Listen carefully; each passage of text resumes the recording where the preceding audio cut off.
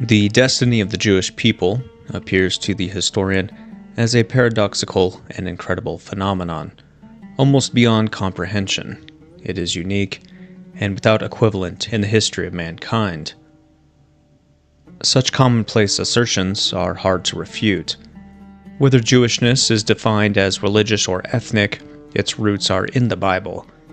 Therefore, its essence must be sought there.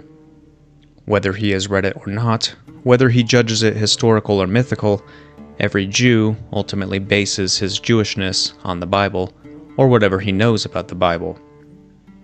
This venerable corpus, which includes the 5 books of Moses, the Pentateuch or Torah, the historical books, and the prophets, constitutes the unshakable foundation of both Jewish religion and Jewish identity. The Talmud is only a commentary on the Bible and does not fundamentally alter its core ideology. From a religious viewpoint, the Bible preserves the memory and the essence of the covenant with God, and the believer internalizes. From an ethnic viewpoint, the Bible is the foundational collective memory of the Jewish people and the pattern by which Jews interpret their whole subsequent history, the dispersion, the Holocaust, the rebirth of Israel, and so on.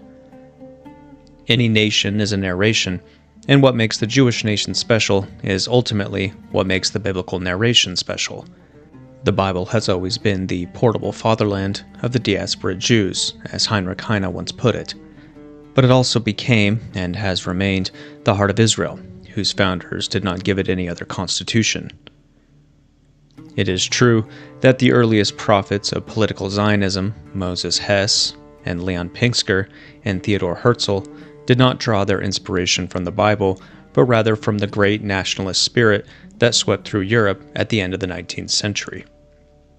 Pinsker and Herzl actually cared little whether the Jews colonized Palestine or any other region of the globe. The former considered land in North America, while the latter contemplated Argentina and later Uganda. More important still than nationalism, what drove these intellectual pioneers was the persistence of Judeophobia or anti-Semitism. Pinsker, who was from Odessa, converted to Zionism during the pogroms that followed the assassination of Alexander II. Herzl, at the height of the Dreyfus Affair.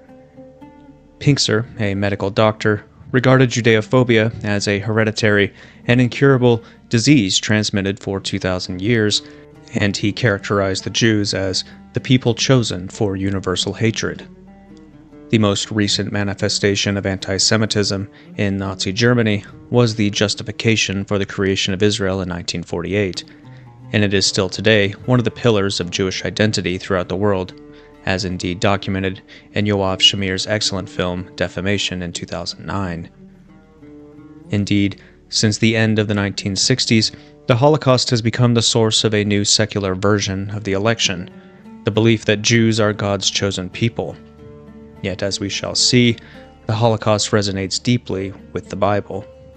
Fundamentally, as its very name indicates, Zionism is a biblically inspired project. Zion is a name used for Jerusalem by biblical prophets. Although officially a secular ideology, Zionism was, from the start, biblical to the core. Avigail Abarbanel makes the point in a text meant to explain to Israelis why she has given up her Israeli citizenship. Quote, "Let's say you did return home as your myths say, that Palestine really was your ancestral home. But Palestine was fully populated when you started to covet it. In order to take it for yourself, you have been following quite closely the biblical dictate to Joshua to just walk in and take everything. You killed, you expelled, you raped, you stole, you burned and destroyed, and you replaced the population with your own people. I was always taught that the Zionist movement was largely non-religious. How you can be Jewish without Jewish religion is perplexing in itself. For a supposedly non-religious movement, it's extraordinary how closely Zionism, your creator and your blueprint, has followed the Bible. Of course, you never dare to critique the stories of the Bible. Not even the secular amongst you do that. None of my otherwise good teachers at my secular schools ever suggested that we question the morality of what Joshua did. If we were able to question it, the logical next step would have been to question Zionism. its crimes, and the rightness of the existence of our very own state. No, we couldn't be allowed to go that far. It was too dangerous. That would risk the precarious structure that held us in place. The founders of the Yishuv, Jewish communities settled in Palestine before 1947, and later the founders of the new State of Israel, were steeped in the Bible. From their point of view, Zionism was the logical and necessary end of Yahwism. In Ben-Gurion, Prophet of Fire in 1983, the biography of the man described as the personification of the Zionist dream, Dan Kurtzman, entitles each chapter with a Bible quote. The preface begins like this, quote, "The life of David Ben-Gurion is more than the story of an extraordinary man. It is the story of a biblical prophecy, an eternal dream. Ben-Gurion was, in a modern sense, Moses, Joshua, Isaiah, a Messiah who felt he was destined to create an exemplary Jewish state, a light unto the nations that would help to redeem all mankind." According to Kurtzman, Ben-Gurion, with the rebirth of Israel in 1948, paralleled the exodus from Egypt, the conquest of the land by Joshua, the Maccabean revolt. Yet Ben-Gurion had no religious inclination.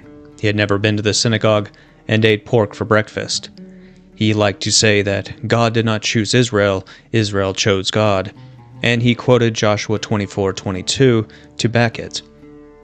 According to the rabbi leading the Bible study group that he attended, Ben-Gurion unconsciously believed he was blessed with a spark from Joshua's soul. He had been captivated by ancient history since his childhood and changed his name, David Grun, to that of a Jewish general fighting the Romans.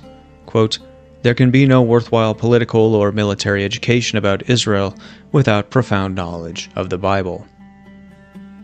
He wrote in his diary in 1948, 10 days after declaring independence, "We will break Transjordan, bomb Amman and destroy its army, and then Syria falls, and if Egypt will still continue to fight, we will bombard Port Said, the Alexandria, and the Cairo." Then he also added, "This will be in revenge for what they, the Egyptians, the Arameans, and the Assyrians, did to our forefathers during biblical times."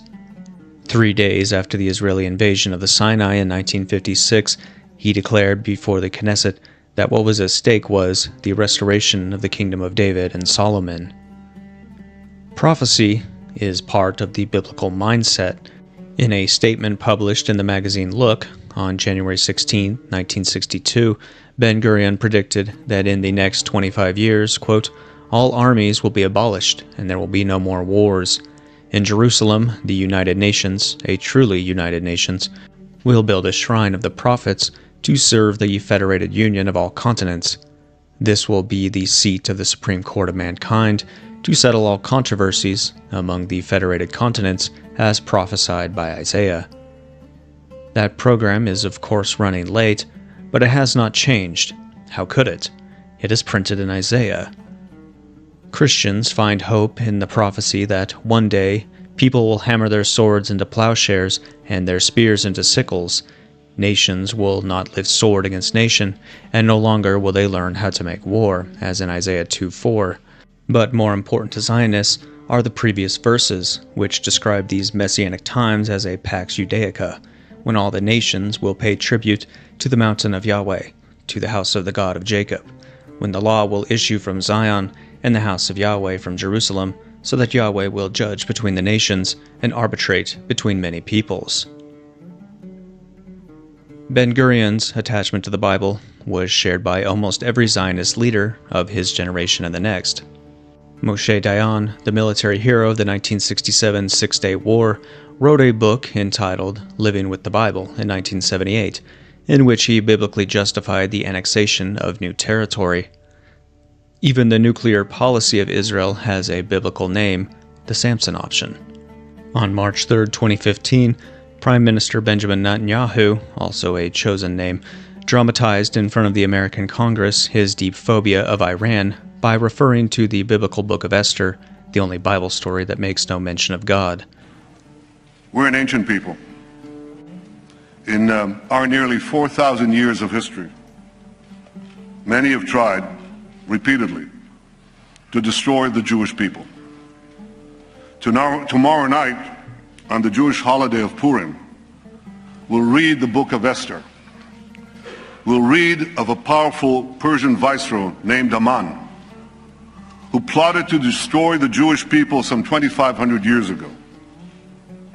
But a courageous Jewish woman, Queen Esther, exposed the plot and gained for the Jewish people the right to defend themselves against their enemies.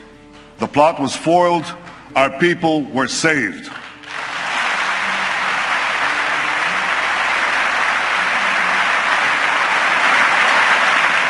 Today, the Jewish people face another attempt by yet another Persian potentate to destroy us. Netanyahu managed to schedule his address to the Congress on the eve of Purim, which celebrates the happy end of the Book of Esther, the slaughter of 75,000 Persians, women and children, of course, included.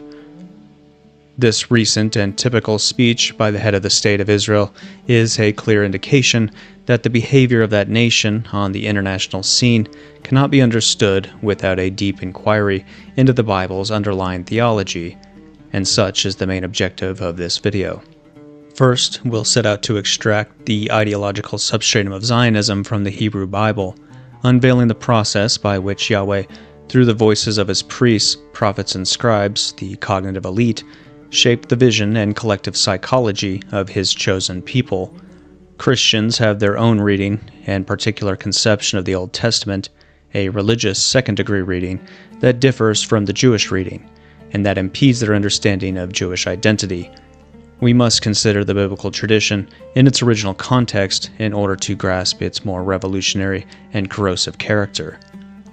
The remaining videos in this series will trace the evolution of Christianity and Jewish relations with Christendom, identifying the 15th century expulsion of Sephardic Jews and the subsequent hunt for false Christians as a radicalizing turning point. Subsequent videos will shift to the Ashkenazi influence on the West from the 19th century to the present, unveiling a history of secret diplomacy and psychological warfare that characterizes a century-long project involving 4 world wars and the programmed destruction of the Arab-Muslim Middle East. The final videos will provide a synthesis of this process, relying on Jewish authors to present a conception of history that recognizes the Jewish people's pivotal role in the struggle for the soul and destiny of humanity.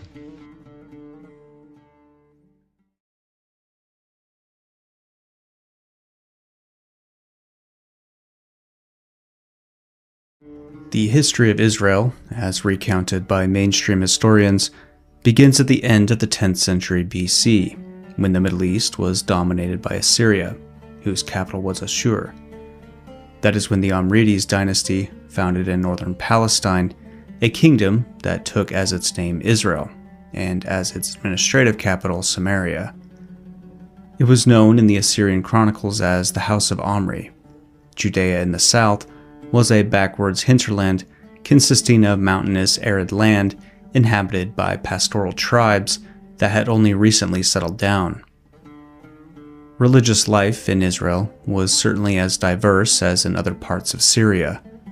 It was merely a local version of polytheism, which, across the known world, admitted the plurality of gods, some local, some national, others international or cosmic, all proceeding from or contained within the supreme God, referred to simply as El, God, or by majestic plural, Elohim. It is believed that a general by the name of Yehu first promoted the cult of his god Yahweh in the kingdom of Israel after seizing the throne in 842 BC. Yahweh Sabaoth, Yahweh of armies, seems to be the archaic name of this military god, which was carried into battle in a mobile ark, as told in 1 Samuel chapter 4, verse 4. He resembled Ashur, the national and military god of the Assyrians, presented in Assyrian chronicles as the true king of the eponymous city-state, with the human ruler being only the vice-regent.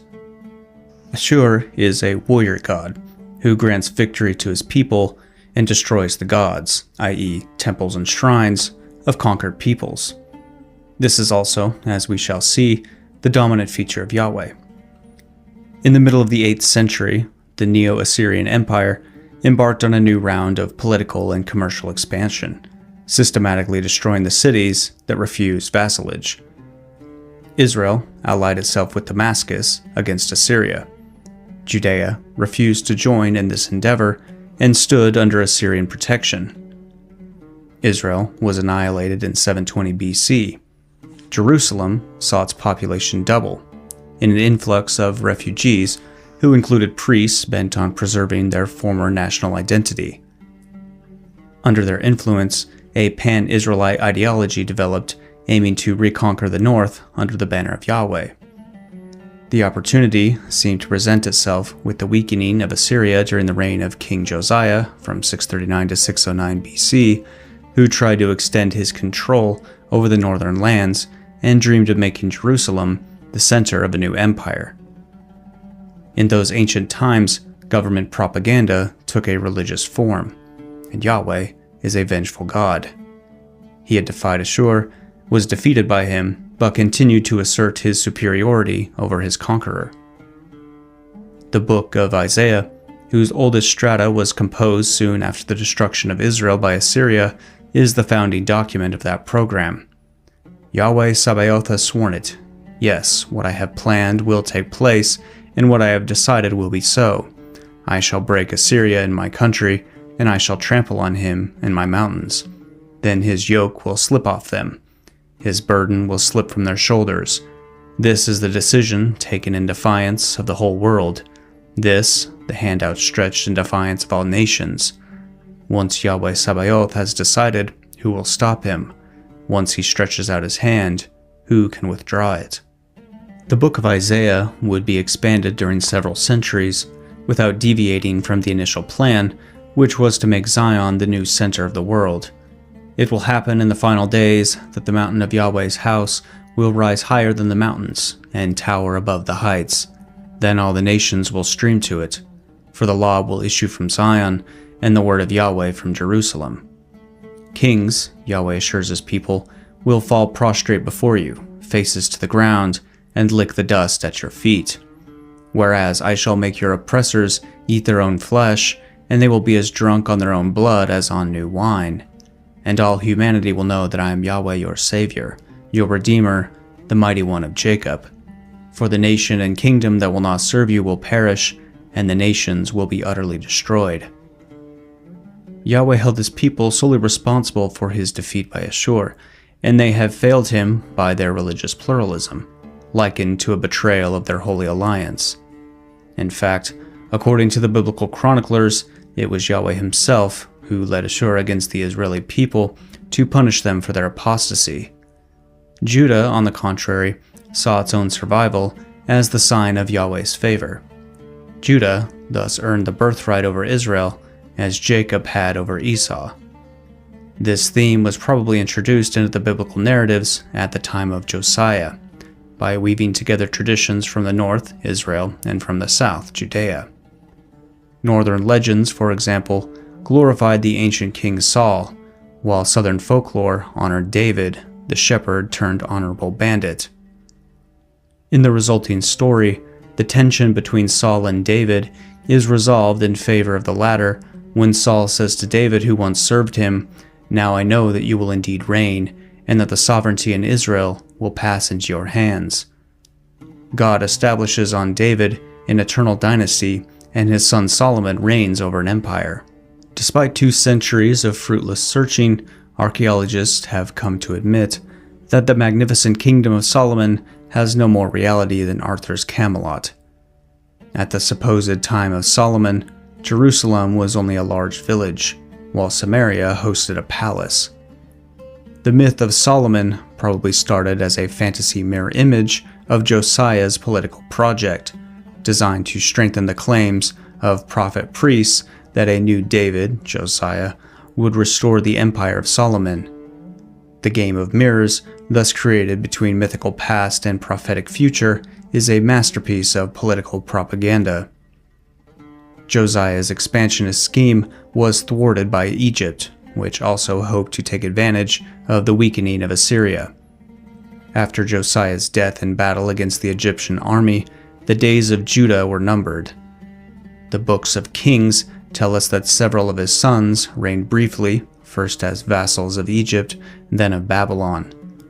When the last of them rebelled against King Nebuchadnezzar II, the latter retaliated by besieging and finally burning Jerusalem in 588 BC, deporting some of its elites. The book of Jeremiah advances the plausible figure of 4,600 people. Another group found refuge in Egypt. The exiles enjoyed broad autonomy in Babylon, and some even acquired wealth and influence. Speaking on behalf of Yahweh from Egypt, the priest-prophet Jeremiah wrote to the exiles, "Work for the good of the city, to which I have exiled you. Pray to Yahweh on its behalf, since on its welfare yours depends." But 20 chapters later, Jeremiah announced the vengeance of the Lord on the Babylonians and called on their Persian enemies to slaughter and curse with destruction every last one of them. In the same spirit, the author of Psalm 137:8 writes, "Daughter of Babel, doomed to destruction, a blessing on anyone who seizes your babies and shatters them against a rock." The reason for this violent shift in Yahweh's sentiment was that the situation had changed. In 555 BC, a prince named Nabonidus seized power in Babylon. He made war against the Persian king Cyrus and allied with the king of Egypt, Amasis. There is evidence that the Judean exiles sided with the Persians, according to Jewish historian Heinrich Gretz. Did any of the Judean favorites at the Babylonian court, or any of the converted heathens, open secret negotiations with Cyrus? The kindness shown later on to the Judeans by the Persian warrior and their persecution by Nabonidus led to the supposition that such was the case. When the Persians conquered Babylon in 539 BC, some of the exiles and their descendants, 42,360 people, with their 7,337 servants and 200 male and female singers, according to Ezra chapter 2, verses 64 through 67, returned to Jerusalem under the protection of King Cyrus, with the project of rebuilding the temple in Jerusalem. For his gentleness, Cyrus is bestowed the title of God's Anointed, Mashiach, in Isaiah 45:1. Yahweh, or his influential devotees, having grasped him by his right hand to make the nations bow before him. In 458 BC, 80 years after the return of the first exiles, Ezra, proud descendant of a line of Yahweh's priests, went from Babylon to Jerusalem, accompanied by some 1,500 followers. Carrying with him an amplified version of the Torah, Ezra called himself the secretary of the law of the God of heaven, and mandated by the king of Persia. He was soon joined by Nehemiah, a Persian court official of Judean origin. Chapter 22 of the second book of Kings tells how Deuteronomy, the heart of the biblical canon, was, quote, discovered during the reign of Josiah. It was during renovation work in the temple that the high priest Hilkiah found a scroll of the law, Torah, that he identified as having been written by Moses himself. Historians interpret this narrative as a legend fabricated by priests to pass their new law, Deuteronomy, as the mere reenactment of an old law. Therefore, according to the most conservative biblical science, Deuteronomy dates to the age of Josiah, around 625 BC. The story of its discovery is, of course, a pious fraud. From the same period come most of the 6 historical books following Deuteronomy: Joshua, Judges, Samuel 1 and 2, and Kings 1 and 2, which recount the history of Israel from Moses to Josiah. They form what is known as Deuteronomic history, as they are cast in the same ideological mold as Deuteronomy, or what is more simply called Yahwism. But this dating is now being challenged. According to Philip Davies, a representative of the minimalist school, the reform of Josiah is itself bound to be regarded as a pious legend, just about possible perhaps, but extremely improbable. Indeed, it is hardly conceivable that Deuteronomy was written in a monarchy, let alone under the authority of a king, because it is a law code adapted to a theocracy, a country ruled by priests. The entire Deuteronomic history minimizes the royal function, which it depicts as having been only grudgingly granted by Yahweh to the Hebrews. "It is not you they have rejected, but me," Yahweh complains to Samuel when the Hebrews ask for a king in 1 Samuel 8:7. The idea that a king would sponsor a priestly code of law limiting its power to which he would then submit voluntarily makes no sense. On the other hand, the Deuteronomic ideology perfectly corresponds to the regime that Ezra and Nehemiah wanted to impose, the reign of a caste of priests, with a weak king or no king at all. This does not mean that all the contents of the Bible were invented in this period. There was an aggregation of oral and written materials, chronicles and legends of kings, warriors, and holy men, as well as religious and secular songs, visions, and prophecies. But the ideological structure of the biblical literature can only be explained in the last analysis as a product of the Persian period, the time when Ezra drafted his project of reconquest. The tale of the discovery of the Law of Moses in the temple under Josiah is a double deception. This Torah, supposedly written by Moses, abandoned and then revived 2 centuries later by Josiah, then becoming obsolete again as the country was ravaged, then finally returned by Ezra to a people who, it seems, no longer remembered it. This Torah had in fact never been known or applied before Ezra, but was invented by him and the Levitical families who intended to make it the instrument of their new power over the Palestinian population. The biblical text was designed to establish Ezra's legitimacy based on Moses, the mythical ancestor, as well as Josiah, the last king before the exile. It is built on a ruse that goes like this. First, Moses receives from Yahweh the law of Deuteronomy and urges the Hebrew people to faithfully obey the voice of Yahweh your God by keeping and observing all his commandments. Secondly, Josiah receives from the high priest that same book of the law of Moses, that had once fallen from the sky but now emerges from the dust, and summons the whole populace high and low to hear it being read, as in 2 Kings 23:2. Thirdly, Ezra brings back from Babylon this very book of the law of Moses and summons the families of the settlers to read it to them from dawn till noon. The first 2 episodes are mythical, only the third is historical. And for a historian critical of his sources, the only near certainty is that around 458 BC, a clan claiming to issue from a lineage of Yahwistic Judean priests and installed in Babylon, won from the Persians, the right to establish a semi-autonomous state in Palestine, and that in order to dominate the local population, they developed a version of history presenting themselves as legitimate heirs of an ancient tradition. Historians of recent training admit that the Pentateuch incorporates traditions older than the exile and the return, but they downgrade their importance.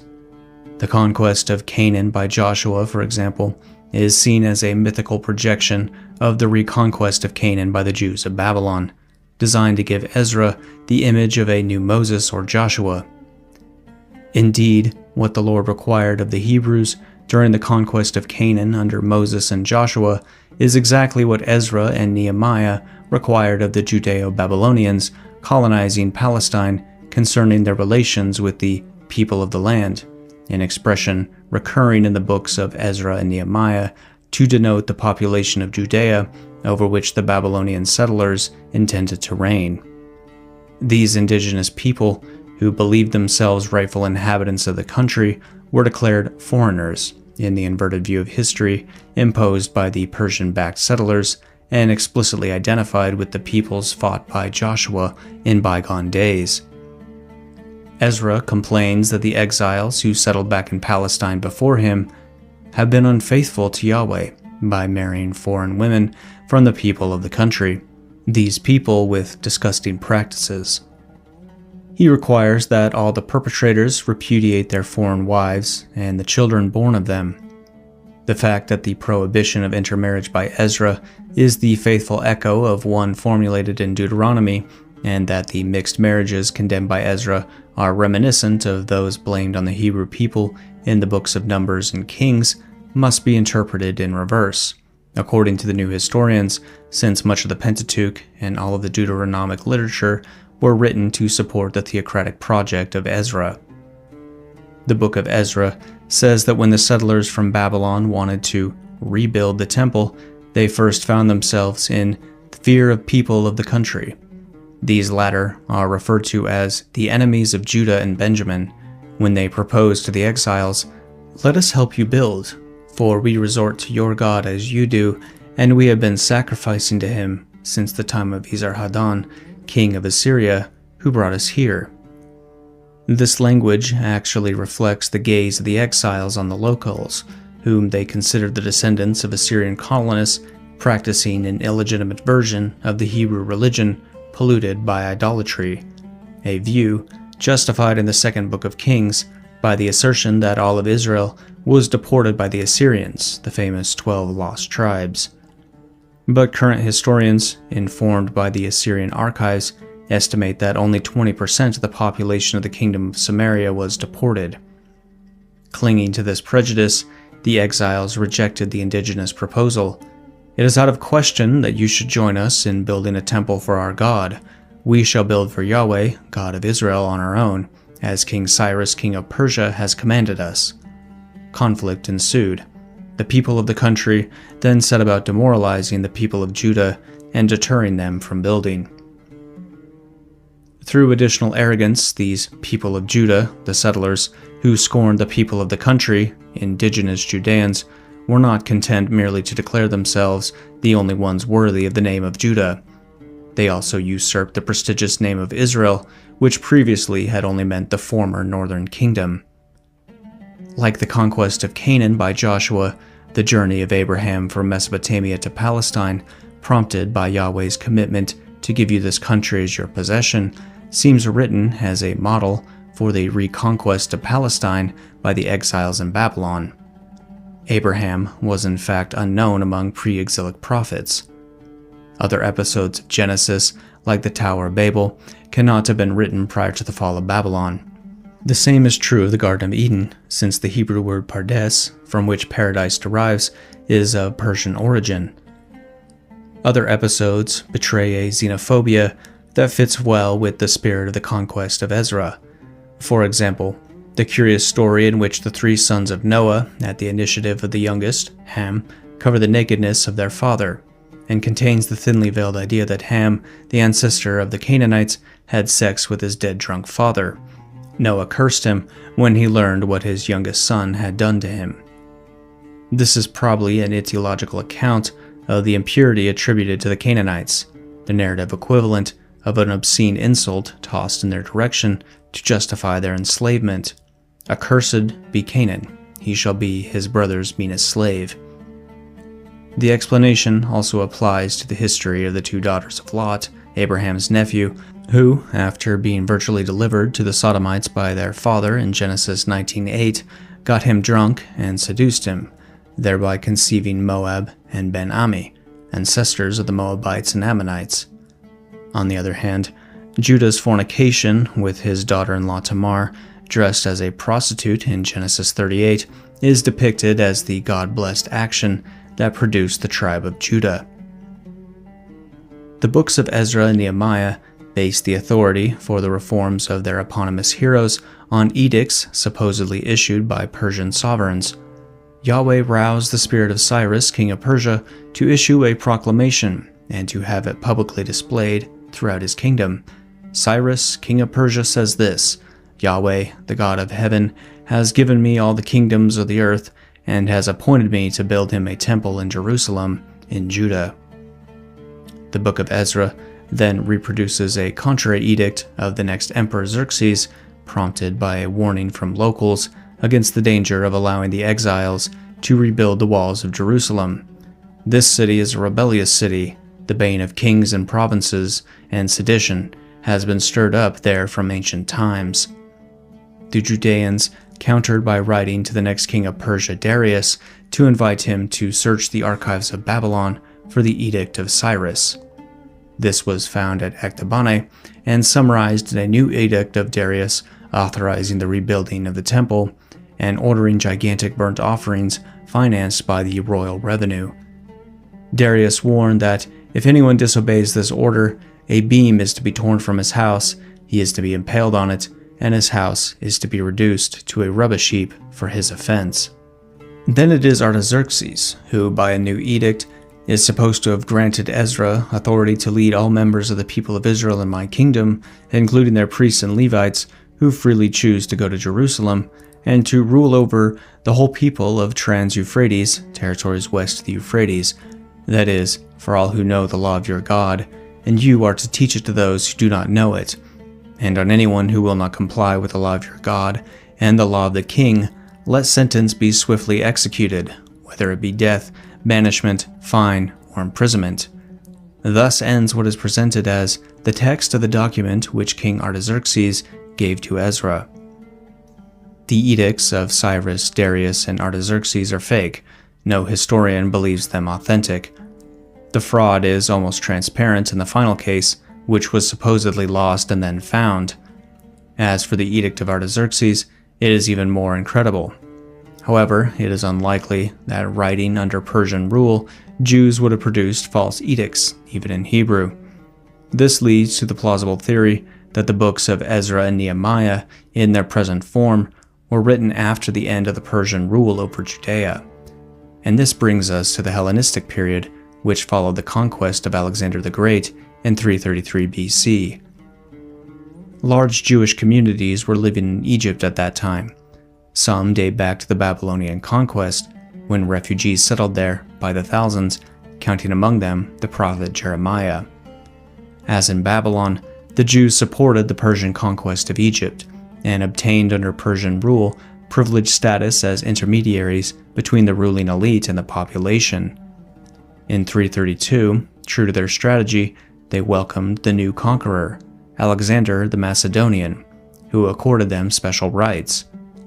To encourage immigration to his new capital, Alexander went so far as to grant the Jews the same privilege as the Hellenes who formed the ruling elite. This privileged status, along with the legendary ability of Jews to enrich themselves, naturally aroused the jealousy of the natives. Jewish historian Flavius Josephus reports in his War of the Jews that there was in Alexandria perpetual sedition of the Gentiles, Greeks and Egyptians, against the privileged Jews, which intensified in the second half of the 2nd century BC. After Alexander's death, his generals fought amongst themselves over his conquest.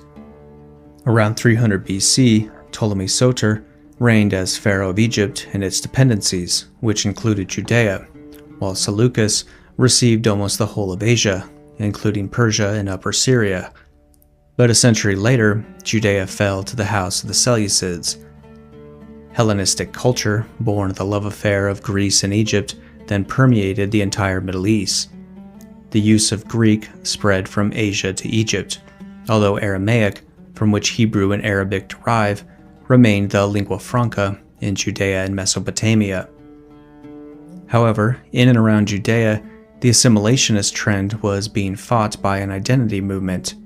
In the 2nd century, the tension heightened between the Jews who embraced Hellenism and those who rejected it.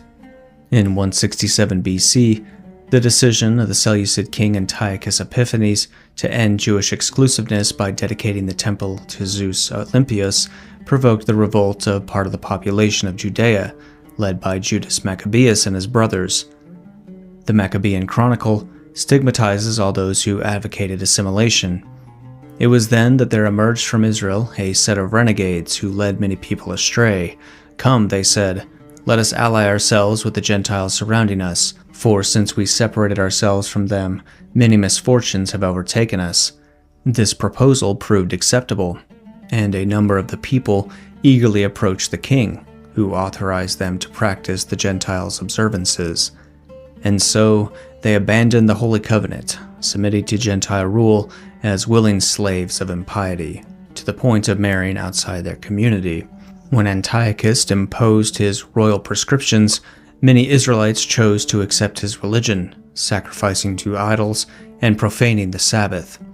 As a consequence, the Maccabees organized themselves into an armed force, striking down the sinners in their anger and the renegades in their fury. These quotations show that the Maccabean Revolution was really a civil war led by the Judaismoi against the Hellenismoi in the terms of 2 Maccabees 2:21, 4:13, and 14:38. The former longed for their integration into the global culture, while the latter saw such integration as tantamount to apostasy.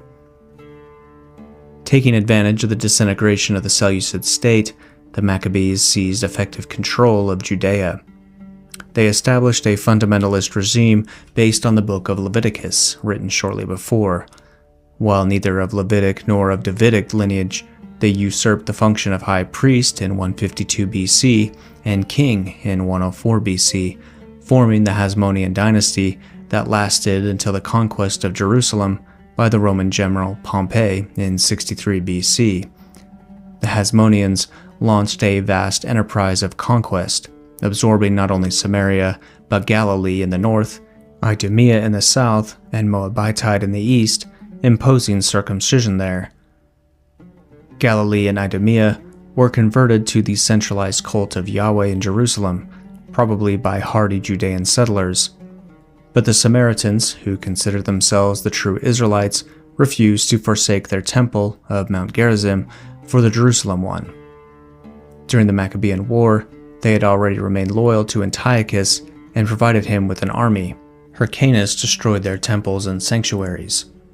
The Book of Jubilees, a text of Hasmonean propaganda, reaffirms the supranational destiny of Israel, based on Yahweh's promise to Abraham. "I am Yahweh, who created the heaven and the earth, and I will increase you and multiply you exceedingly. And kings shall come forth from you, and they shall judge everywhere, wherever the foot of the sons of men has trodden. And I will give to your seed all the earth which is under heaven, and they shall judge all the nations according to their desires. And after that, they shall get possession of the whole earth and inherit it forever." Although the Maccabees' revolt was accompanied by the rejection of everything Greek, their descendants unrestrainedly adopted Greek culture and customs, which led them in turn to be hated by the nationalists, represented then by ultra-legalistic Pharisees, meaning the separated, which could also be translated as Puritans. In 89 BC, if we are to believe Josephus, the Hasmonean king, Alexander Jannaeus, after taking a rebellious city, did one of the most barbarous actions in the world to the Pharisees, for as he was feasting with his concubines in the sight of all the city, he ordered about 800 of them to be crucified, and while they were living, he ordered the throats of their children and wives to be cut before their eyes. It was under the authority of the Hasmoneans that the biblical canon was established. The 2 books of Chronicles, which incorporate the content of the Book of Kings, are dated from this period. Opinions vary on the importance of the Hasmonean influence on the final version of the Pentateuch, the historical books and the prophets. But all historians date from this period a large number of peripheral books, written in Greek for the most part. This is of course the case with the 2 books of Maccabees, hagiographies in honor of the founding martyrs. The Book of Jonah, whose hero is sent to the Assyrian city of Nineveh to convert its inhabitants, also dates to the time of the Hasmoneans and their efforts at mass conversion. Some texts from this period appear to be efforts at syncretism between Greek wisdom and Yahwism, such as the Book of Wisdom or Ecclesiasticus. Others are actual frauds, such as the Book of Baruch, which presents itself as a letter from the prophet Jeremiah to the exiles in Babylon. The Book of Daniel introduced the new genre of backdated prophetic visions and dreams, which contributed to the prestige of the Jewish scriptures among unsuspecting Gentiles. Flavius Josephus relates in his Jewish Antiquities that Alexander the Great was impressed when, in Jerusalem, he was given a book that announced that a Greek would destroy the Persian Empire.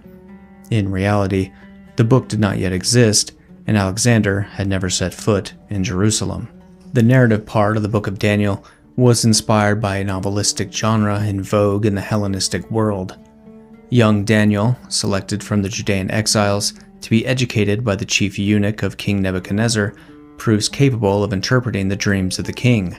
He decrypts the premonitory announcements of the fall of Babylon, as well as the collapses of the Persian and Macedonian kingdoms, and predicts with amazing clarity the reign of Antiochus Epiphanes, a contemporary at the time of writing.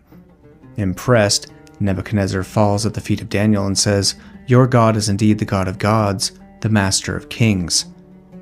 We may compare this to the third book of the Sibylline Oracles, a Jewish Alexandrian fraud composed in the middle of the 2nd century BC, which makes the Oracle of Delphi glorify the Jewish people.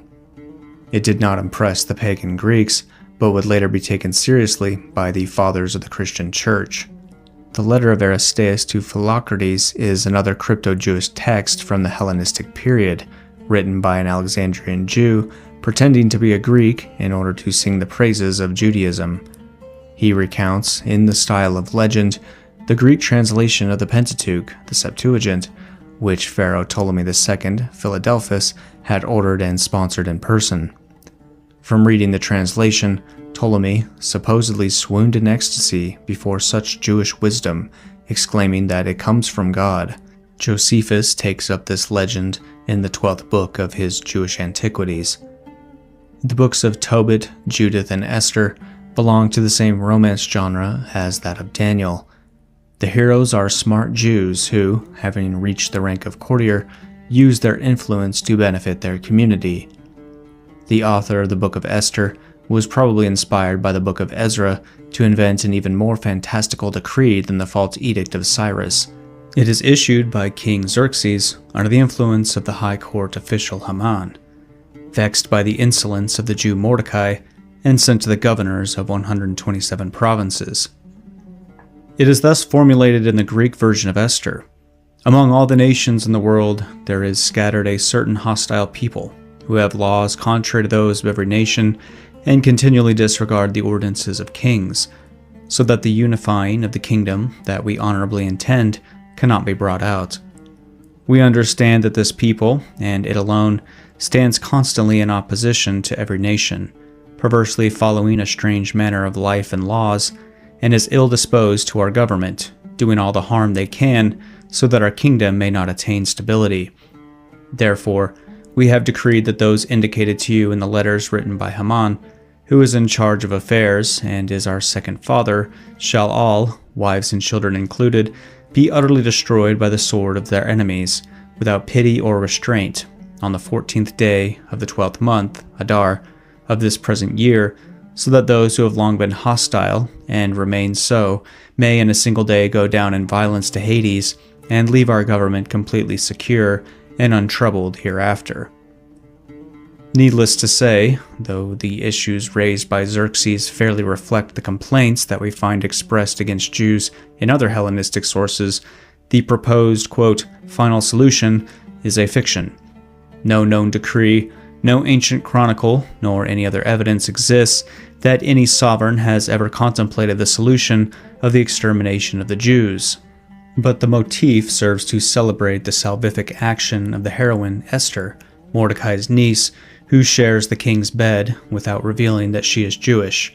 The rabbinical tradition says that Esther was not only Mordecai's niece, but also his wife, whom he would have somehow slipped into the bed of the sovereign, as did Abraham in Egypt with his half-sister and wife Sarah.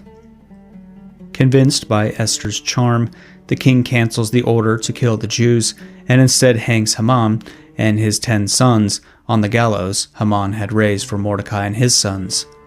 Since a royal decree cannot be cancelled, Esther convinces Xerxes to issue a new decree by which he gives the Jews permission to destroy, slaughter, and annihilate any armed force of any people or province that might attack them, together with their women and children, and to plunder their possessions. And thus do the Jews massacre 75,000 people. Throughout the land, there was joy and gladness among the Jews, with feasting and holiday-making. Of the country's population, many became Jews, since now the Jews were feared. Every year the Jews celebrate the happy ending of this imaginary story by the Feast of Purim, 1 month before Easter. Until the Middle Ages, they used to hang or burn effigies of Haman. Since all enemies of the Jews were then assimilated to Christians, Haman was identified with Christ and often put on a cross rather than a gibbet.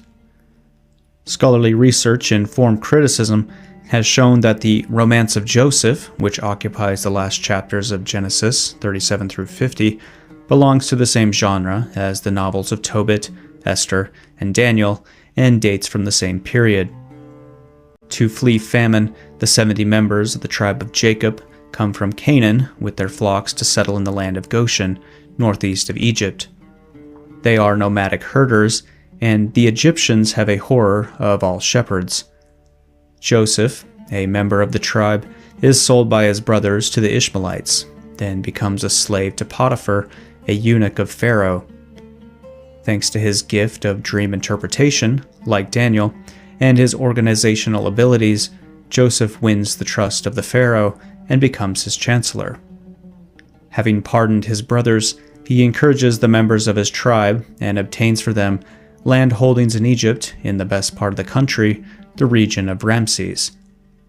Responsible for managing the national grain reserves, he stores large amounts during the years of plenty, and then when famine strikes, he negotiates a high price for the monopolized grain, and thus accumulated all the money to be found in Egypt and Canaan. The following year, having created a monetary shortage, he forces the peasants to relinquish their herds in exchange for grain. "Hand over your livestock, and I shall issue you food in exchange for your livestock, if your money has come to an end." 1 year later, the peasants have nothing left except our bodies and our land, and so have to beg, then sell themselves in order to survive. "Take us and our land in exchange for food, and we with our land will become Pharaoh's serfs. Only give us seed so that we can survive and not die, and the land not revert to deserts." Thus it was that the Hebrews, after settling in Egypt, acquired property there. They were fruitful and grew very numerous. The basic plots of the stories of Joseph, Esther, and Daniel share much in common. Joseph advises the king of Egypt, Daniel the king of Babylon, and Esther the king of Persia.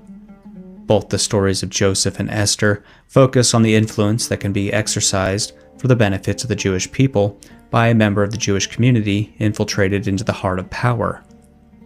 Joseph has ascended to the position of the king's advisor by his ability to interpret dreams, while Esther, the niece of an official attached to the royal court, was introduced into the harem of the Persian king, where she seduces and steers him. Joseph is the prototype of the court Jew who, having risen to a position of public responsibility, thanks to his practical intelligence, promotes his tribe at the expense of the people he pretends to serve, while actually ruining and enslaving them by grabbing their money and putting them in debt. For all this, he is blessed by Yahweh and held up as an example. The situation described in the Joseph novel is consistent with the Hellenistic period. The rulers of Egypt at the time, having adopted the title of Pharaoh and some of the accompanying customs, were Greek, not Egyptian. They did not speak the language of Egyptian peasants, an alien and exploited people. Jews, however, had been familiar to them for centuries. A secondary argument in favor of a Hellenistic dating of the Joseph story is its resemblance to the story of another Joseph that the historian Flavius Josephus cites at the time of the Ptolemies. This Joseph, a man of great reputation among the people of Jerusalem for gravity, prudence, and justice, was appointed as Judea's tax collector by Ptolemy after promising to bring back double the tax revenues of his competitors. Quote, "The king was pleased to hear that offer, and because it augmented his revenues, said he would confirm the sale of the taxes to him." Joseph fulfilled his contract by murdering several prominent citizens and confiscating their property. He became extremely rich and was thus able to help his co-religionists. Therefore, concludes the historian Joseph, was a good man and of great magnanimity, and brought the Jews out of a state of poverty and meanness to one that was more splendid. The proximity of the two Joseph narratives suggests that they derive from the same matrix. When reflecting on biblical literature, it is important to understand that it is not a product of the Jewish people. The romantic illusion that people create their national mythology has been debunked. A literature that gains national status is always the product of an intellectual elite patronized by a political elite. It is today admitted that the heart of the biblical corpus, with its code of laws and its history of Israel, is the work of a small group of skillful priestly scribes. They produced much of the Bible in Babylon while jealously preserving their pedigree records, intermarrying, often between cousins or uncle and niece, and making circumcision a distinctive sign. It was not practiced in Mesopotamia. They developed a highly effective strategy to survive and thrive by infiltrating spheres of power.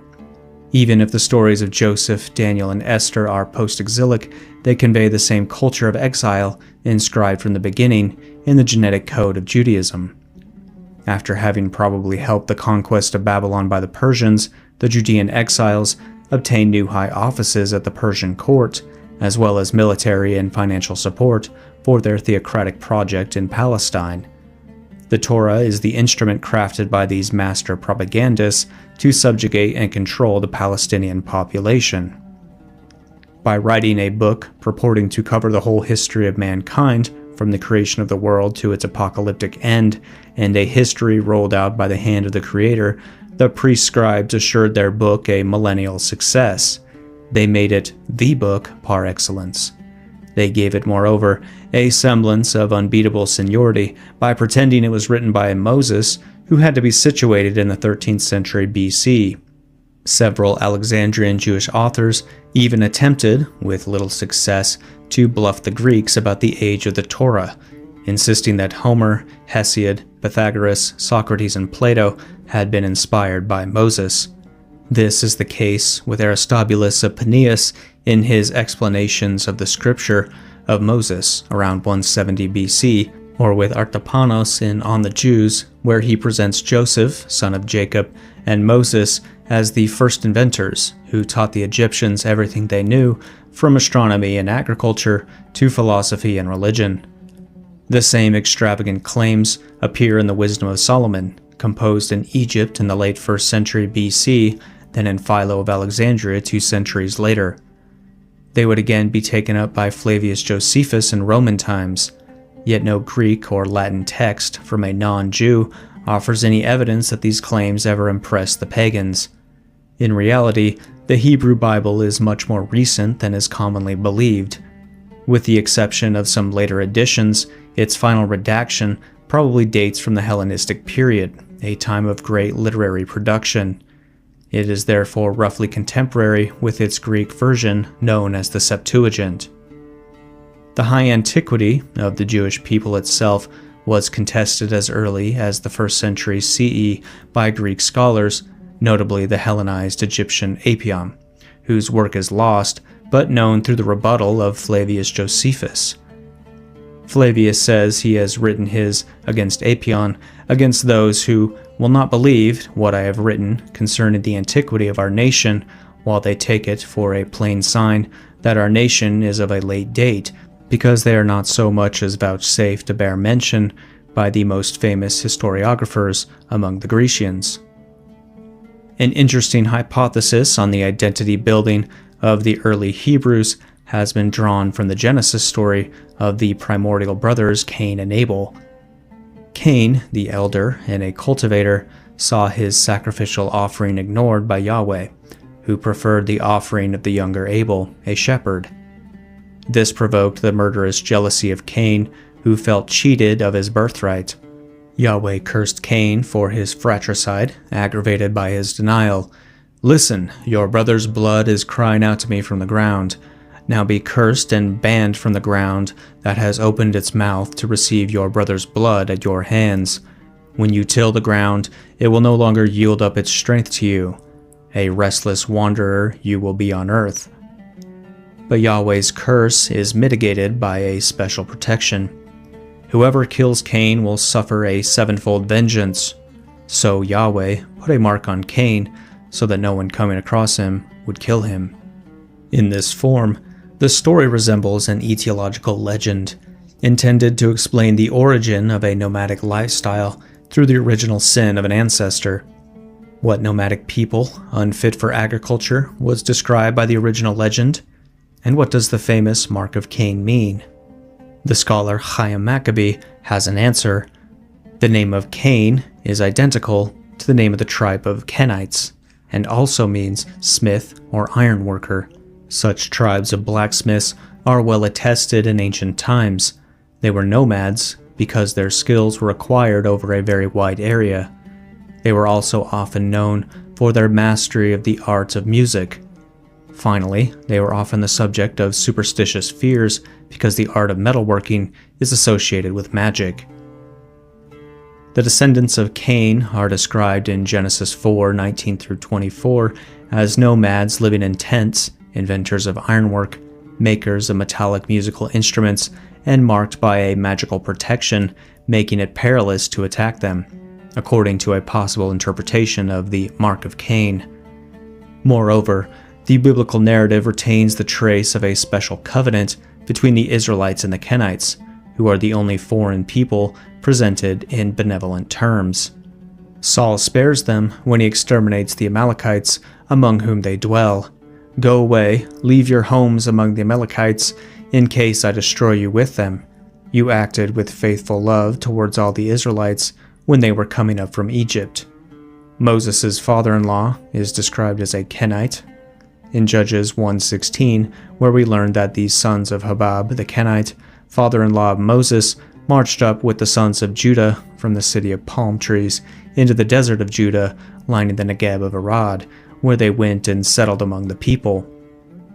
This may echo a common origin of Israelites and Kenites, or at least a closeness based on a shared status of migrants and wanderers. According to Maccabee, many biblical stories are borrowed from Kenite traditions.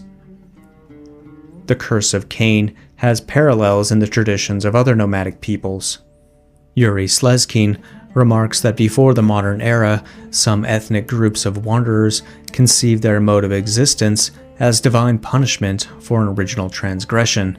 For example, quote, "Of the many legends accounting for the gypsy predicament, one claims that Adam and Eve were so fruitful that they decided to hide some of their children from God, who became angry and condemned the ones he could not see to eternal homelessness.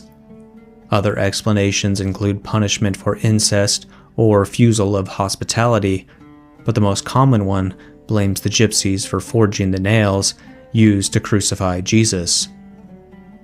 Since nomadism is deeply embedded in the Hebrews' collective memory, should we then seek the secret source of the wandering of the Jewish people in a Cain complex dating back to a primordial fratricide, like Freud seeking the key to the human psyche in a universal Oedipus complex dating back to a primordial parricide? Such an enterprise would be equally speculative.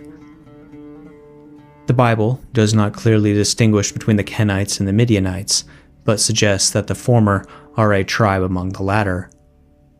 Hobab, Moses' father-in-law, is called a Kenite in the book of Judges, but named Hobab, son of Reuel the Midianite, in Numbers 10:29. The same father-in-law is identified as a Midianite priest in Exodus and named Reuel, then Jethro. In that Exodus story, when Moses flees Egypt into Midianite territory, he is hosted by Jethro, who eventually gives him his daughter Zipporah, with whom Moses will have 2 sons. It is while grazing his father-in-law's flocks that Moses finds himself near Mount Horeb, to the far side of the desert. There he meets Yahweh, the God of Abraham, for the first time, and is told by Yahweh that Mount Horeb is holy ground. Later, his Midianite wife appeases Yahweh, who wants to kill Moses by circumcising their son with a flint so that Yahweh can let him go.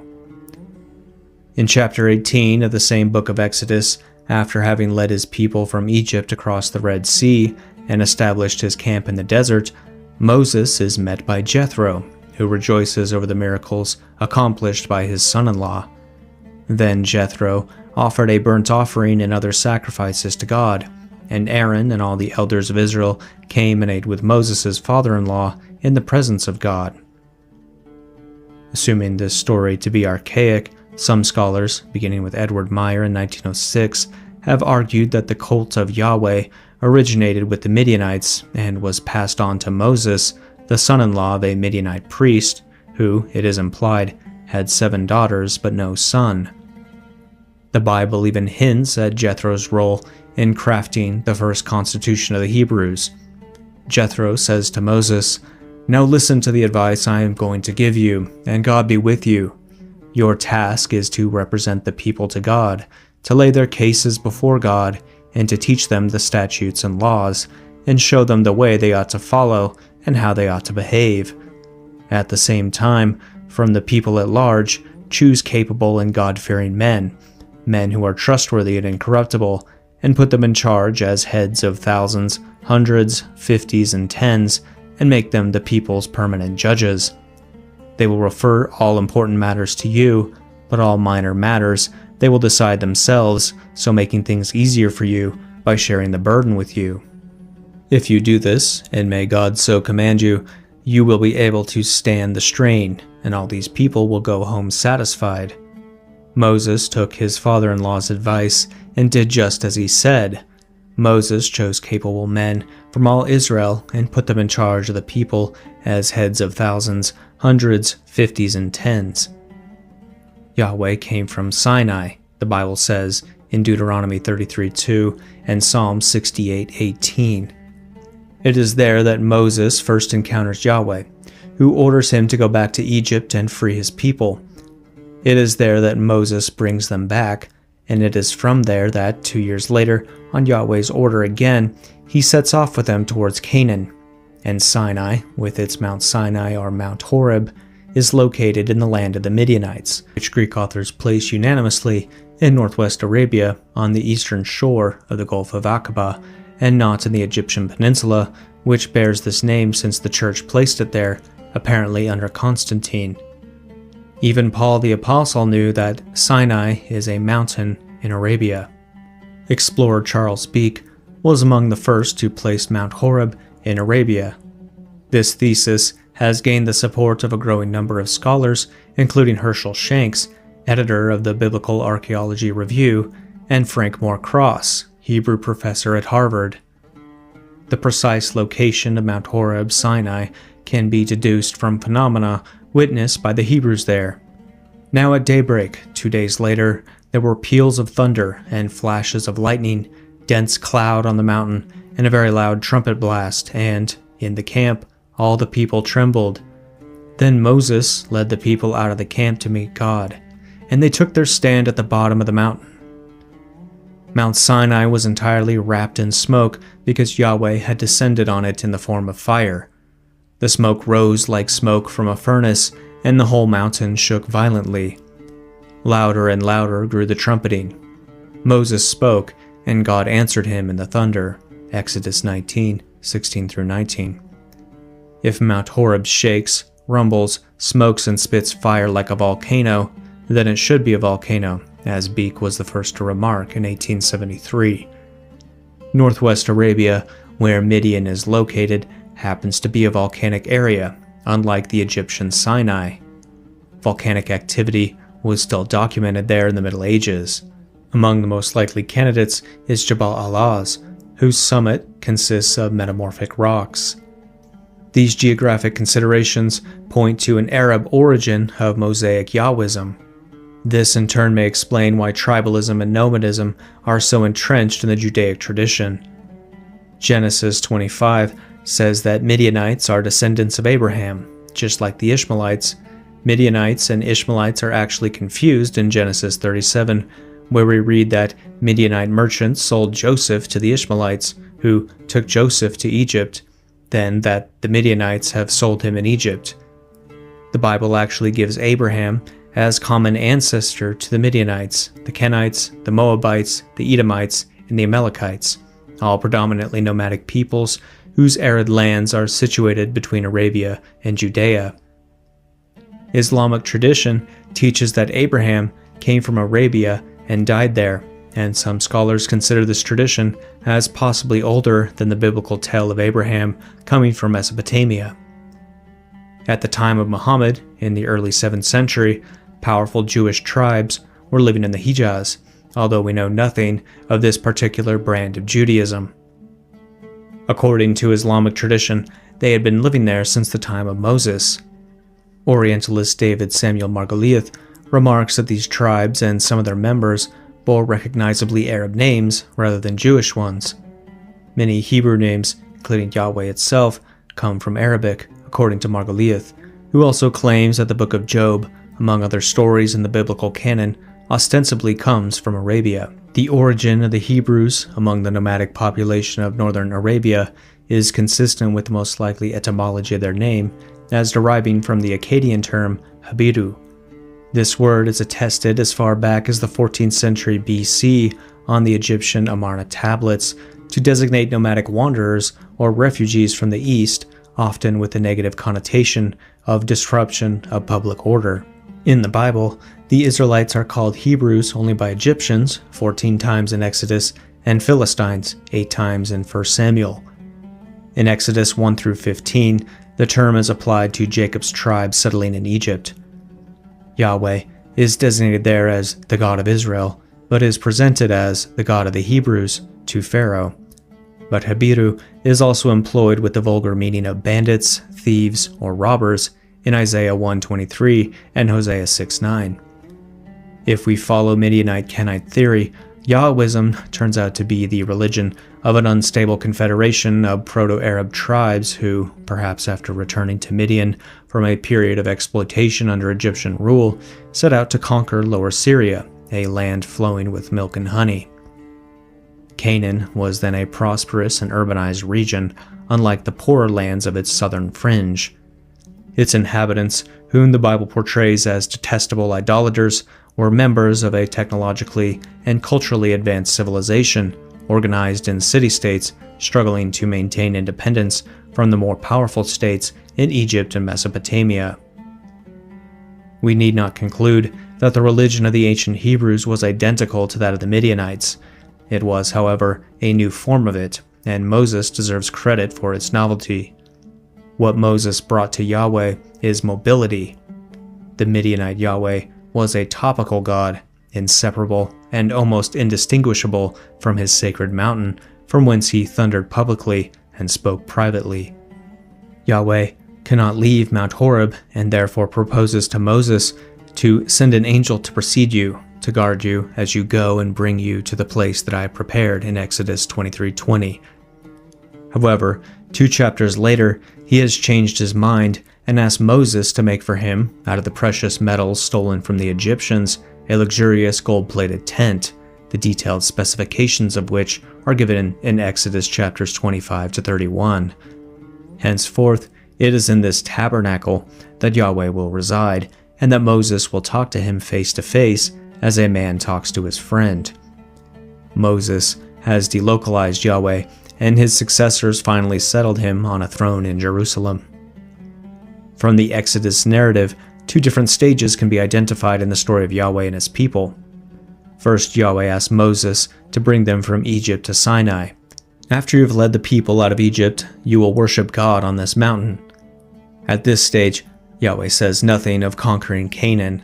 Moses must simply declare to the Israelites that he is sent by the God of your ancestors to guide them to Midian. The implication here is that their ancestors are from Midian, just like Yahweh. It is only 2 years after settling in Midian that Moses receives a new order to bring them to Canaan. It is hard to resist the hypothesis that the real motivation for this massive migration, 603,550 males over 20 years old, not counting the Levites according to Numbers 1:44, was overpopulation and scarcity of natural resources. It is then that Canaan becomes the promised land. Moses tried to recruit his father-in-law. You know where we can camp in the desert, and so you will be our eyes. If you come with us, we shall share with you whatever blessings Yahweh gives us. Jethro seems to have refused, and the Midianites, who did not join the expedition, later became the Hebrews' most hated enemies, as recounted in Numbers 31. The biblical story of Cain and Abel seems adapted from the Kenites' legend of their primal ancestor, the fratricide Cain, but with the addition of a crucial element, a third son of Adam and Eve, named Seth, granted by God to replace Abel after his death. The fact that this third son was added as an afterthought is evidenced by a comparison between Seth's and Cain's progenies. The names of Cain and 4 of his 5 descendants are reproduced with little change in 5 of the 7 descendants of Seth. Clearly, a scribe has copied the progeny of Cain and pasted it to Seth. Seth happens to also be the name of an Egyptian god. the younger brother of Osiris. Strangely enough, the story of Cain and Abel bears a striking resemblance to the story of Osiris and Seth, whose most detailed rendering has been provided by Plutarch in the 1st century CE. Like Cain and Abel, Osiris and Seth are born of a primordial couple, together with their 2 sisters Isis and Nephthys, whom they respectively marry. Osiris the elder receives from his divine father the fertile soil of the Nile Valley and teaches agriculture to its inhabitants, while his sister wife Isis teaches them to make bread. Seth, the youngest, has to settle for the barren deserts surrounding the river valley. Jealous of God's favor and men's worship that his brother receives, Seth decides to eliminate him. Employing a ruse, he locks Osiris in a coffin, seals it, and throws him into the Nile. Isis finds the body of her husband and hides it. Seth discovers the hiding place and cuts up the body into 14 pieces that he scatters across the land of Egypt. Isis searches patiently and finds all the pieces except the penis, which she replaces with the simulacrum. The body is then reconstituted by Nut, the mother of Osiris, who tied the bones of her son back together, put his heart back in his body, and set his head where it belonged. Then the body is embalmed by Anubis, the jackal-headed god, and brought back to life by Thoth, the prince of magic, thanks to the lamentations of Isis. She then conceives, with the revived Osiris, a son, Horus, whom she hides in the great delta reed beds to escape the homicidal schemes of his uncle. Warned by his mother, Horus escapes an attempted rape by Seth. He returns as an adult to complete the deliverance of Osiris by taking vengeance on Seth, which has the effect, in the words of a litany of Horus to his father, of driving out the evil attached to Osiris and killing his suffering. Horus, however, cannot destroy Seth, who continues to covet the throne of Egypt. Their dispute is finally brought before the court of the gods, who then split Egypt between Seth and Horus, Upper and Lower Egypts, before changing their minds and banishing Seth to give the entirety of both lands to Horus. The struggle turns out to be endless. Repeatedly beaten and chained, Seth is released periodically from his chains to once again seize the advantage. The myth of Osiris lends itself to multiple interpretations. Fundamentally, says Plutarch, the enemy brothers represent 2 contrary principles to rival powers in perpetual struggle throughout creation.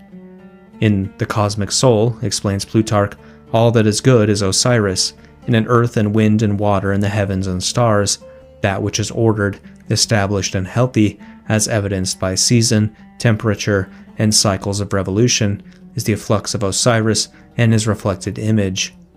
That is why, at the time of Plutarch, Osiris merged with the sun god Ra, whose regular course maintained the stability of the world. By contrast, that part of the soul which is impressionable, impulsive, irrational, and truculent, and in the bodily part what is destructible, diseased, and disorderly, as evidenced by abnormal seasons and temperatures, and by obscurations of the sun and disappearances of the moon, bears the mark of Seth.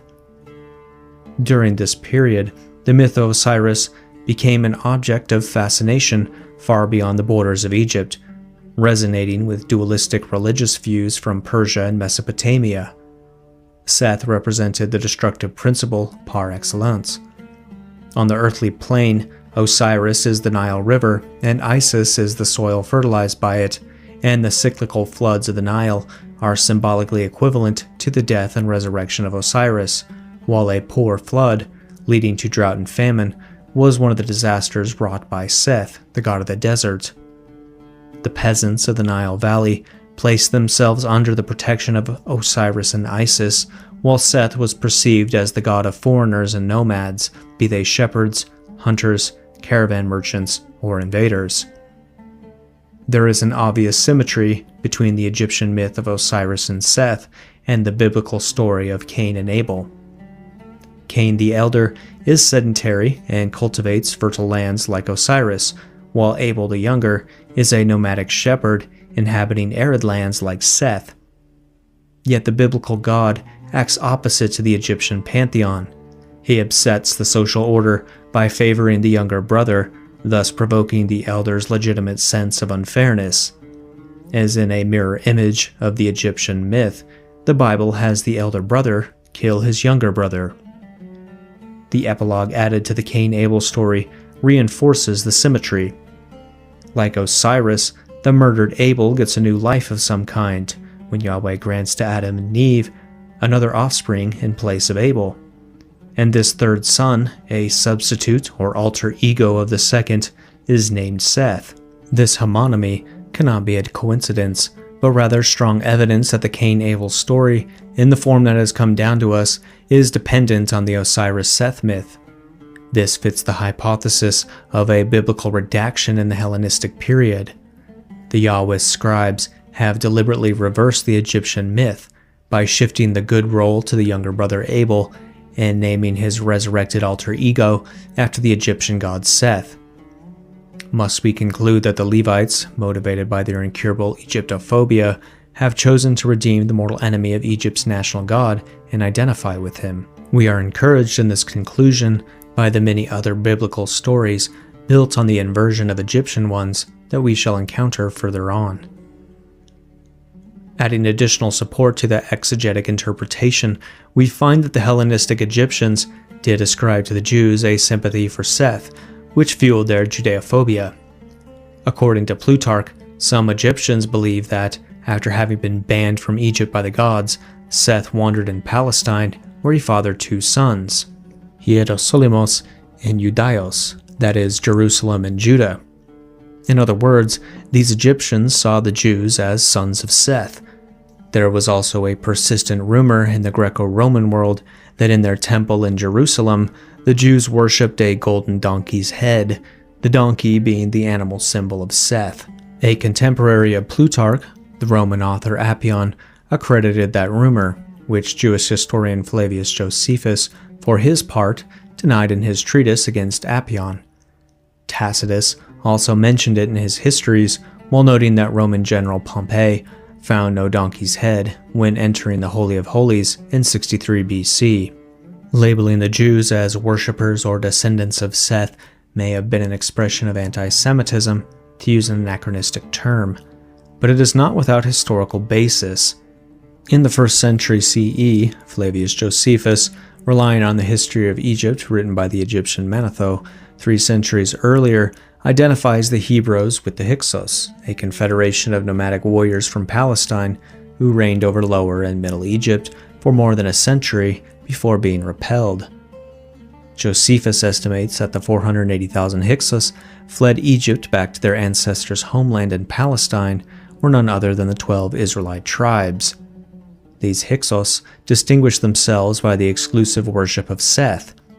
Their king Apophis, reads a slightly later papyrus, chose for his lord the god Seth. He did not worship any other deity in the whole land except Seth. The Hyksos seem to have considered Seth as a jealous god, since they destroyed the temple of the gods, according to Manetho, quoted by Josephus. The Hyksos' tyrannical and brutal government left Egyptians with traumatic memories. Unlike Flavius, Manetho had not identified the Hyksos with the Jews, but had simply mentioned that, before being expelled from Egypt as lepers, the Jews had settled in Avaris, the former capital of the Hyksos consecrated to Seth. The Pentateuch gives us the Jewish viewpoint on Egyptian religion, a viewpoint that Christians have inherited with the book. To understand the Egyptian viewpoint on Jewish religion, let us delve more deeply into the significance of the Osiris myth, which can be regarded as the cornerstone of Egyptian civilization from the beginning of the first millennium BCE. When he visited Egypt in 450 BCE, Herodotus noted that Egyptians do not all worship the same gods, except for Isis and Osiris. These two, all without distinction, worship. Until the triumph of Christianity, no other myth contributed more to shaping the spirit of the inhabitants of the Nile Valley, from peasants to pharaohs. On it was crystallized the national identity of the world's oldest state, as well as individuals' metaphysical hopes in the most afterlife-oriented civilization ever. From a strictly narrative viewpoint, the basic plot of the myth follows a universal pattern, best known in the story of Hamlet, adapted by Shakespeare from a Scandinavian legend. Osiris is King Hamlet, murdered treacherously by his brother, and Horus is his son, the young Prince Hamlet Jr., commissioned by the ghost of his father to avenge the killing.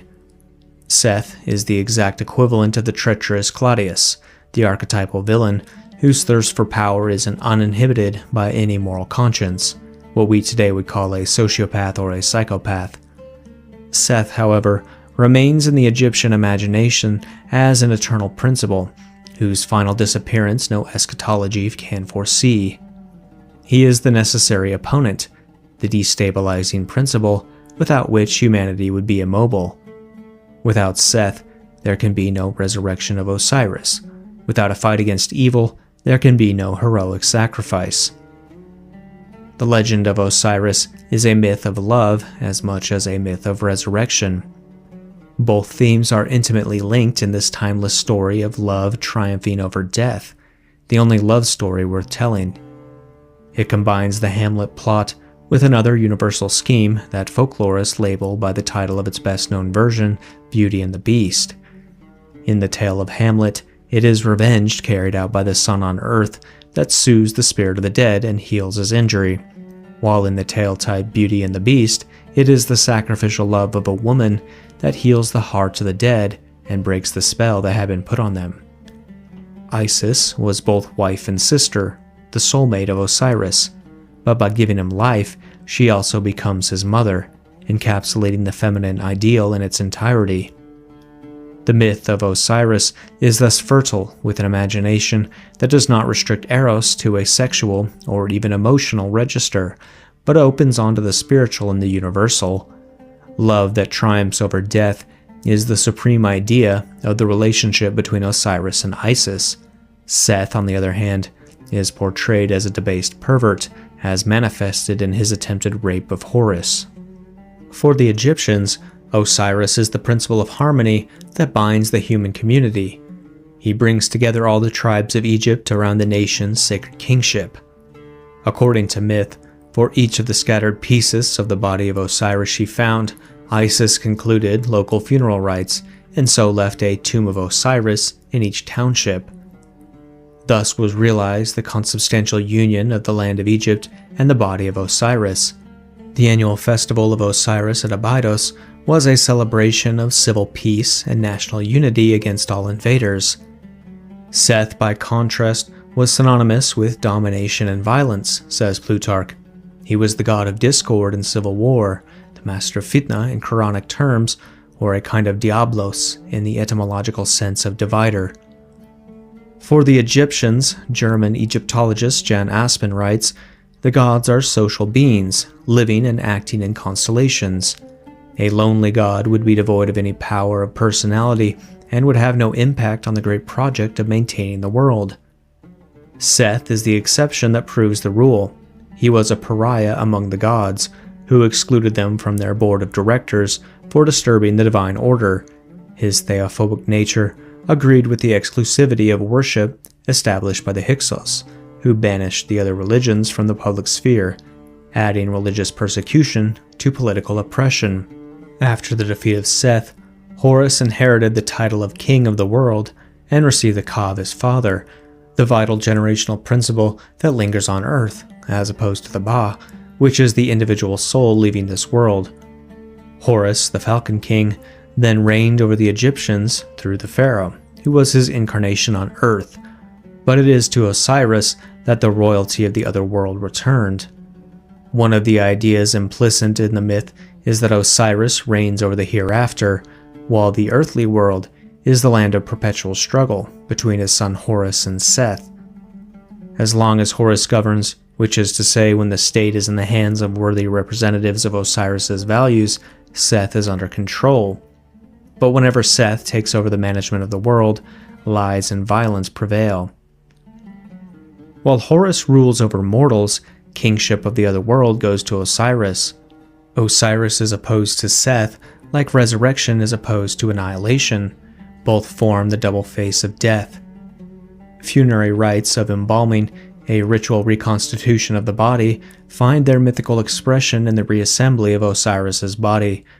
Osiris presides over the judgment of the dead and attracts the purified souls. As Plutarch explains, quote, "When these souls are set free and migrate into the realm of the invisible and the unseen, the dispassionate and the pure, then this god Osiris becomes their leader and king, since it is on him that they are bound to be dependent in their insatiate contemplation and yearning for that beauty which is for men unutterable and indescribable." On a personal level, Osiris personifies the virtues, making hearts light and enabling favorable judgments. Seth, conversely, embodies all the vices that prohibit access to immortality: murder, lying, stealing, greed, adultery, homosexuality, blasphemy, and rebellion against parents. What does all of this have to do with Yahweh? Was Yahweh, the god who led the Hebrews out of Egypt, related in any way to the Egyptian Seth, the god of strangers, refugees, and nomads, and banned from Egypt by his peers? After all, the Torah tells us that Yahweh was formerly known as El Shaddai, a Semitic name translatable as the Destroyer God, from El, God, and Shaddad, destroy, an appropriate surname for Seth. Despite all these similarities, there is no conclusive evidence of a historical link between the cults of Seth and Yahweh. However, it is possible to show that the Egyptians who believed that the Jews had the ass-headed god Seth as their divinity or ancestor had legitimate reasons to do so. They were simply following the universal practice of translating foreign gods into their own pantheon on the basis of functional resemblances. Indeed, from the point of view of Egyptian metaphysics, the god of the Jews betrays a Sethian character. Yahweh is Seth on an archetypal or paradigmatic level. Such is the thesis we will defend, thereby offering, in certain respects, an Egyptian outlook on the Jewish question. Yahweh is Seth, first of all, to the extent that he shares the dominant trait of his character, murderous jealousy. Yahweh's name is the Jealous One in Exodus 34:14. As the next chapter shows, Yahweh manifests toward all his fellows an implacable hatred that characterizes him as a sociopath among the gods, very much like Seth. At a time when the pantheons of the world demonstrated courtesy, hospitality, and even fraternity, allowing peoples to recognize each other as living under the same heavens, Yahweh taught the Hebrews contempt for the deities of their neighbors, making them, in the eyes of these neighbors, a threat to the cosmic and social order. Thus, the exclusive monotheism demanded by Yahweh, or mono-Yahwism, as Jan Aspen calls it, is a degraded imitation of that inclusive monotheism, toward which all the wisdoms of the world converge by affirming the fundamental unity of all gods. In Canaan, Yahweh's hatred rages especially against Baal, who is somewhat the equivalent of Osiris, the great universal god, especially honored as an agrarian deity by cultivators, though despised by nomads. Yahweh also attacks Asherah, the great divine mother, adored throughout the Middle East under various names, and assimilated to Isis in the Hellenistic period. Yahweh is also Seth, the anti-Osiris, in his denial of life after death. The Hebrew Bible differs from all religious traditions of antiquity by the inability of its authors to conceive of an afterlife beyond sleep in the humid darkness of Sheol.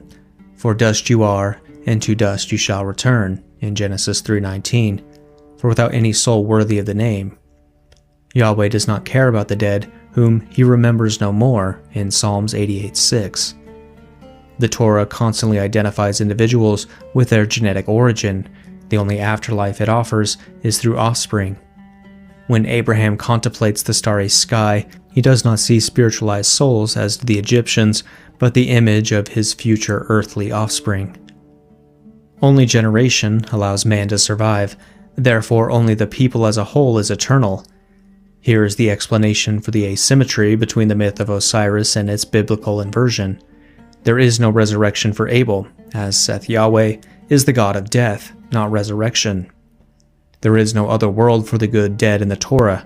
The Yahweh scribes have borrowed paradise, the land of blessed immortality, from neighboring cultures, but shifted it to the beginning of the story, then closed access to it forever.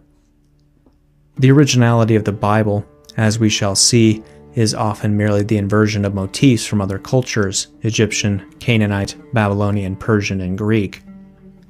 If the Hebrew Bible is heavily tainted with Egyptophobia, Egyptian traditions were themselves strongly Judeophobic, The Egyptians of the Hellenistic period knew the Exodus story of how the Hebrews escaped from Egypt after despoiling the Egyptians of silver and golden jewelry and clothing that had been entrusted to them as loan guarantees.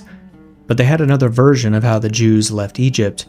The Jews did not flee Egypt, but rather were expelled by royal decree. The earliest known example of that alternative exodus is found in Hecataeus of Abdera's Aegyptiaca, written around 300 BCE. Quote, "When in ancient times a pestilence arose in Egypt, the common people ascribed their troubles to the workings of a divine agency, for indeed with many strangers of all sorts dwelling in their midst and practicing different rites of religion and sacrifice, their own traditional observances in honor of the gods had fallen into disuse. Hence the natives of the land surmised that unless they removed the foreigners, their troubles would never be resolved. At once, therefore, the aliens were driven from the country. The greatest number went to Judea under the guidance of Moses. The sacrifices that he established differ from those of other nations, as does their way of living, for as a result of their own expulsion from Egypt, he introduced a way of life which was somewhat unsocial and hostile to foreigners. Another Egyptian version of the Exodus appeared shortly after that of Hecataeus in the writing of Manetho, quoted at length by Flavius Josephus in Against Appian. In it, Jews are no longer just held responsible for epidemics and other ills by their disregard for the gods, but are themselves contagious lepers and expelled as such. The same rumor was repeated by several authors. In the 1st century CE, Pompeius Trogos connects the theme of contagion with that of the legendary antisocial behavior of the Jews.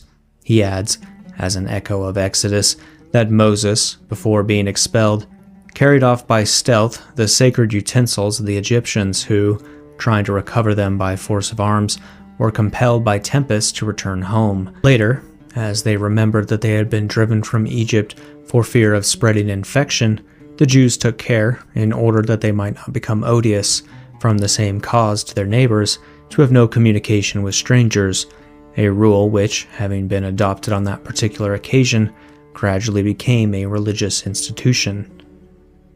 The Roman historian Tacitus stands by this version, which he claims is agreed upon by most authorities.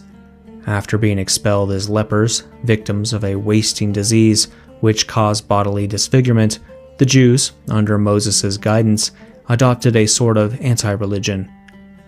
Tacitus writes, quote, "Among the Jews, all things are profane that we hold sacred. On the other hand, they regard as permissible what seems to us immoral. They show a stubborn loyalty and ready benevolence towards brother Jews, but the rest of the world they confront with the hatred reserved for enemies. Those who come over to their religion adopt the practice of circumcision, and have this lesson first instilled into them, to despise all gods, to disown their country, and set at naught parents, children, and brethren." Common sense tells us that this slanderous story of the Jews' origin as Egyptian lepers is an aggravated expression of the account reported by Hecataeus, which makes them foreigners, not lepers. It is not difficult to see how, in the Egyptian mind, foreigners and wanderers who do not respect the Egyptian gods could turn into vectors of disease. In an edict by Emperor Claudius dated 41 CE, it is the spirit of civil war, fomented by the Alexandrian Jews, that is compared to a public sickness infecting the whole Roman world.